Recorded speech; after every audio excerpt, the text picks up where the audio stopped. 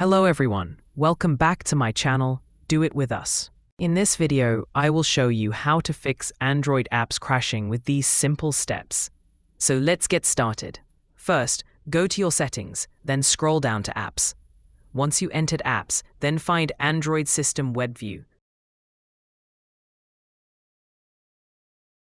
Click on it to open.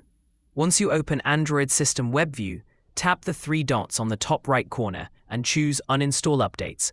This will roll it back to the original version that works correctly. If uninstalling updates doesn't fix it, go back into your apps list, find Android System Web View again, and this time tap Disable. This will prevent it from running and stop apps from crashing. If you uninstall the update, you might notice the app disappears from your list temporarily. You can always find it, again, in the Google Play Store under My Apps. If your phone is set to auto-update, you might see the same issue return once it reinstalls itself. In that case, just disable it again. Don't forget to like, comment, and subscribe.